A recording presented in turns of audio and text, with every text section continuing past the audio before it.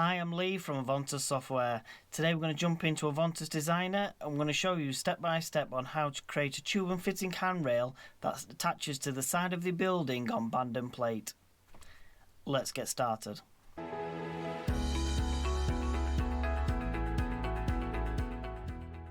Right, in today's video what we're going to do is create some handrails for this section here. It's going to be made from tube and fitting and they're going to be band and plate on the outside of the wall, holding some tubes for the handrails. So it's not going to be built on the roof, it's going to be on the side of the building, and this is how you create it. What you'll need to do first hand is create some tube. I'll leave a link in the description below for this video on how to create a tube. I'm just going to go into my shapes, open my tube and fitting. So in here I've got my tube what I've needed and created already. Drag on a 21-foot tube. I'm going to place it the way I want it. Obviously I've changed the size of it, so all I'm going to do is go in here and change the size back to what I need. 21-foot tube. I'm going to keep it on the ground for now. Click OK. That's one. And then I'll need a 3-foot. A 3-foot will do it for there. Right, what I need to do now is, because my roof height is 6 meters, I need to go into my tube and then I need to set the height of this. So the height, my start elevation will be 6 meters plus 950, the height of the handrail. So 6.950, and same again in this one, 6.9950. That'll be my height of my first tube, my top handrail on top of my roof. Click apply, click OK. And now I need to create another tube that'll go underneath it. So click control, get your plus sign, drag it away. And now in this one, I'm not going to change this height. All I'm going to do is go to here, reference elevation, I'm going to say minus 450. And there we go. So when I go into my model view now, there's my top handrail, bottom handrail, and now I'll need to do it for the 3-foot butt. So this is again 6.950. OK, do exactly the same again, control, drag away, and then into this one, and then I need to drop this down, so minus 450 millimeters. Click OK. So that'll be them together. Now let me zoom in. I just need to place these on top of each other. In fact, I need to bring this one to that side like that. I need to go into here because I need to add a part in. I need to add a sleeve onto this 3-foot. So into here, into my filter, and then type in sleeve. There we go. Click OK.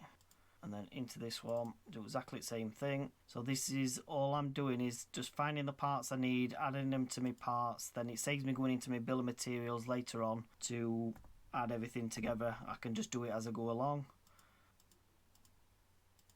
That can go over there now. So if I zoom in, smarten this tube up, place it like that, and I'll put this one over the top of it. This will all make sense in a minute. And then zoom out that 3-foot down here. There we go. So that's me handrails complete. So I'm just going to highlight everything. I'm going to group these together so all one, so I'm not messing about later on. Right, for my band and plate and my tubes for my sides, I've already got a band and plate set up. This is just a beam, just using this here beam section, and all I've done, let me zoom in, I'll show you the information. This is just a representation of a band and plate for me for referencing within my drawing, attached to a part that is my part number for my band and plate within my material master. So click OK on that one. So let me just double check, see if it's the right way round. There it is. So it's just placed on the floor. As you can see, I'm happy with that. So what I need to do is I need to go into this. I'm going to keep this one. I'm going to bring it slightly off the floor. This will make sense again in a minute. So if I say 50 millimeters, click apply, click OK, and then I need to duplicate it, and then I need to bring this up about 1 meter. Into there, 1 meter. This is all depending on how the distance of your band and plate for each one. So this is how you change it. Click OK. So I've got 2 band and plates together. So my tube's going to be on 2 band and plates. Now for my tube, I'll go back into here. Depending on what size tube you're going to use, for this one I'll just use an 8-foot tube. And obviously it comes out like this. So I'm going to go into here. My length, I'm going to change it because I want the tube standing upright. So I'm going to go 0 there. My start elevation is going to be 0. My end elevation is going to be 8 foot. Click apply, click OK. And where's it gone? I think that's it there. Yep. So because it's that small now, instead of dragging it on the dot there, drag it on the sides and then place it where you need it. So let me have a look at my model view to see if I'm in the middle of my abandoned plate.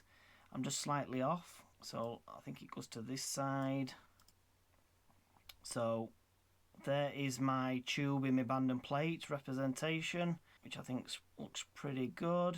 What I need to do now is group this together so it's all one part, and then I need to zoom out, go into the part itself, and now I need to raise it up to where I need it. So I've got 6 meters roof height. I need to bring it down in about 500. So the end of that I'll need, let me try 4.5 for now, meters for now. Let's see where that sits. Model view. So are my abandoned plate good? Yeah, I don't think that looks too bad actually.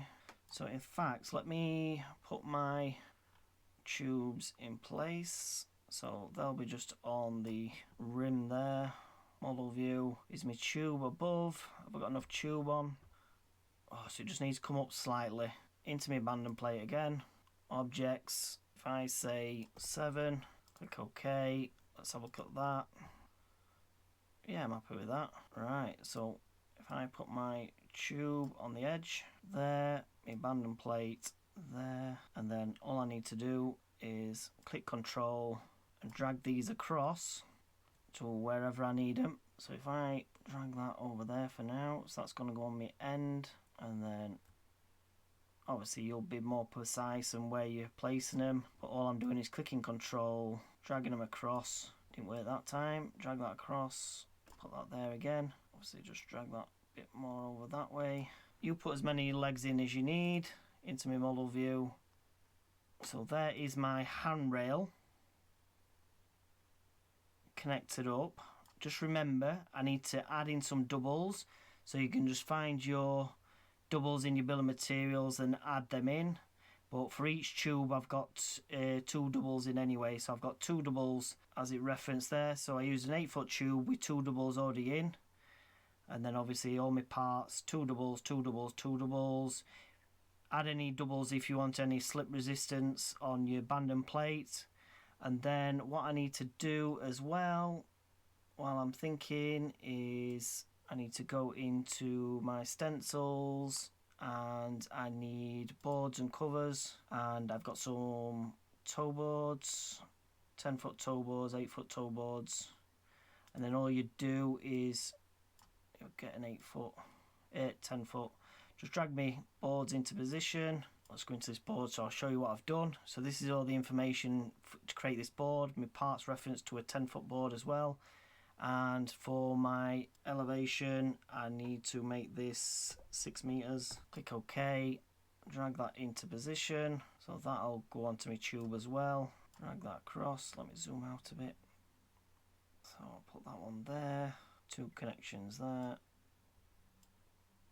There we go, and that's my toe board added. So let me have a look. So that's my handrail, my toe board, my abandoned plate connected up. And then what I haven't done is, if I zoom in, I need to add some singles to this. So simply into here, into filter, single lap overs, and click OK. Back into there again, click OK. So I'll add in, in fact I'll add them all in this one. I've got them. And there you go. Just add in any extra parts that you need. But that is my handrail, tube and fitting handrail for that section, for that roof section, on abandoned plate to the heights I need. I hope you liked this video. If you did, please like and subscribe for more content to come.